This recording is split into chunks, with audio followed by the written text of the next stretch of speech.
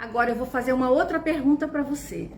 Hum, Vamos lá, uma coisa que eu nunca te perguntei, hein? Quando você tá afim de sexo e eu não tô bem, houve um momento em que quando você quer sexo e eu não quero, já teve um momento que eu me senti assim, menos mulher por isso. Tipo, caraca, ele quer e eu não quero, não tô dando conta. Sabe o não tô dando conta? Que na verdade é uma paranoia que fica rondando a nossa cabeça, que a gente tem que querer sexo o tempo inteiro, igual o parceiro, e dar conta disso. Muitas vezes que você queria sexo e eu não tava afim, isso me pegava e fazia com que eu me sentisse um pouco menos feminina, um pouco menos mulher pra você, ou um pouco menos mulher diante de você. Com o tempo, isso foi passando, normal, eu entendi que isso não me diminui como mulher, eu entendi que se ele me vê com desejo e se eu ficar uma semana sem querer, ele vai continuar com desejo do mesmo jeito, não é isso que vai fazer com que ele pare de me desejar. Agora, a pergunta é a seguinte, quando eu quero, eu tô afim, e você não tá, isso te dá uma sensação ruim? Tipo, você se sente meio devedor, ou você se sente meio frágil, ou você tem essa ideia de tipo, putz, não tô dando conta dessa mulher? em algum momento não é que eu me sinto frágil ou devedor. Eu tenho maturidade suficiente para entender que isso eu alcancei agora, depois dos 40 e pouco. Mas a emoção, às vezes, ela fala mais alto que a nossa maturidade. Então, mas eu tô falando agora de maturidade. Hoje eu tenho a maturidade para entender que eu posso cair numa fase que a minha libido tá baixa ou que eu não tô bem por algum processo e que eu tenho que desenvolver essa comunicação para que fique tudo alinhado, para que eu não fique sofrendo porque tô sem desejo ou sem vontade. Então eu tenho que tratar isso e ficar em paz. Esse é o mais saudável hoje para o nível de consciência que eu adquiri. Tudo bem, isso é o ideal, é o nível de consciência, mas eu quero saber o seguinte, nessa jornada que nós já tivemos juntos aí, nas 8 temporadas, você já passou por essa situação, como eu já passei? Já. E já passei por isso. É essa sensação mesmo pô, eu acho que eu tô devendo, eu acho que eu não tô sendo suficiente, pô, tá chato isso e tal. E esse medo, ele pode levar a gente para 2 caminhos, né? A não procurar mais, a evitar, ficar mais longe ainda, menos conectado. E qual é o outro caminho? O outro caminho é o caminho que você teve, que nós escolhemos, que é o caminho de você conversar, de você gerar consciência, de você entender o seguinte, cara, não é porque eu não tô querendo sexo que eu deixo de ser, que eu deixo de ter o meu valor, que eu deixo de ser a mulher que ele escolheu. Então, isso é uma coisa muito importante. Agora, a gente está falando de situações. Se você pega um caso em que isso é crônico, que a mulher gosta muito de sexo e que o homem não gosta, ou que o homem gosta muito e a mulher não gosta, aí é um outro caso que precisa de uma atenção maior e deve ser resolvido, porque não existe um relacionamento saudável em que um dos dois tenha muito mais desejo que o outro. Alguém vai viver na sensação de frustração porque não tem o que quer e talvez até olhe para fora nessa vontade, gera uma frustração. Quem quer sexo e não tem a quantidade suficiente, gera uma frustração. Às vezes controlada, mas não deixa de ser uma frustração. E a outra pessoa que não dá sexo suficiente, ou ela se sente insuficiente, ou ela se sente incomodada pelo desejo do outro. Então, quando isso é crônico, isso precisa de uma atenção muito maior. Por que é que um aí não tem libido? Quando foi que isso mudou? Quando vocês namoravam, a libido de vocês era parecida?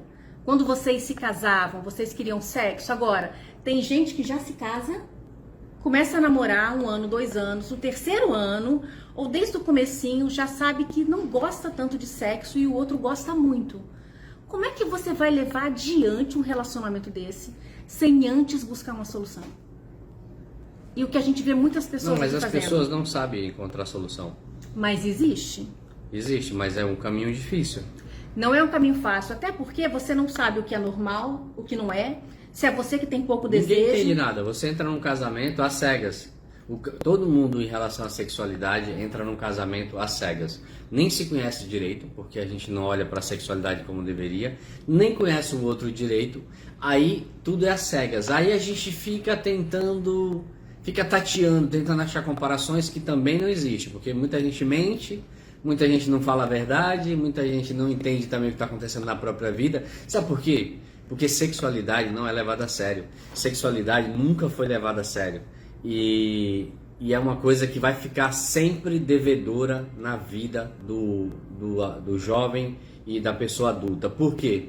Porque ela vai vivendo, empurrando com a barriga e só procura sexo na base do instinto e não procura sexo de uma forma saudável, de uma forma agradável, não busca um autoconhecimento, não busca conhecer o parceiro. Hoje a gente recebeu na caixinha uma mulher falando: pô, eu não sei como começar um papo sobre sexo com meu marido. Imagina só, eu tenho uma mulher e eu não consigo falar com ela de sexo?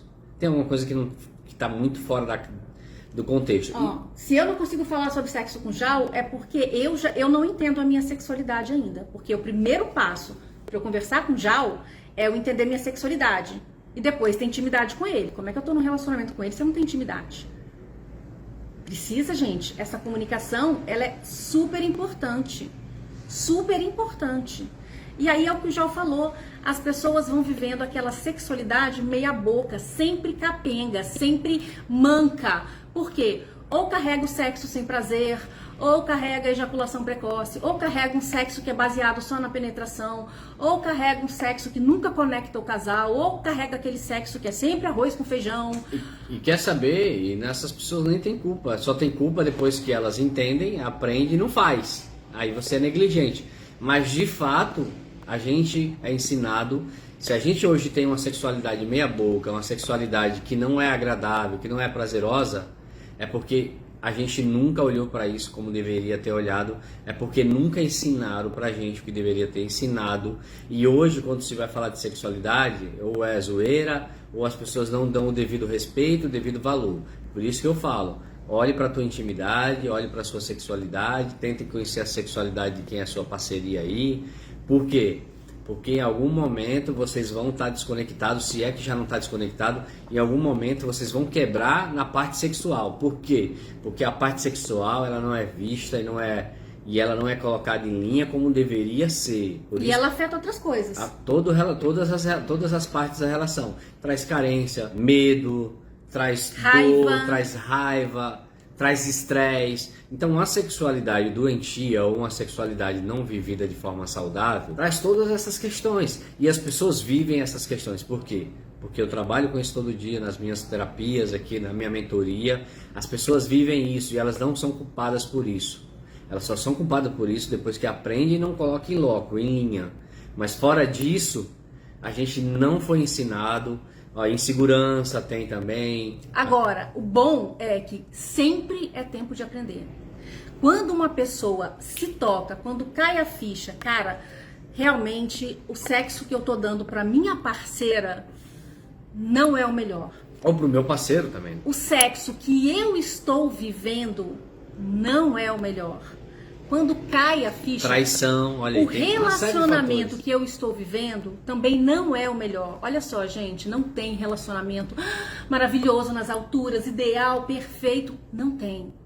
Mas, cara, o relacionamento tem que ser saudável, tem que ser gostoso, tem que ser melhor estar no relacionamento do que estar sem ele.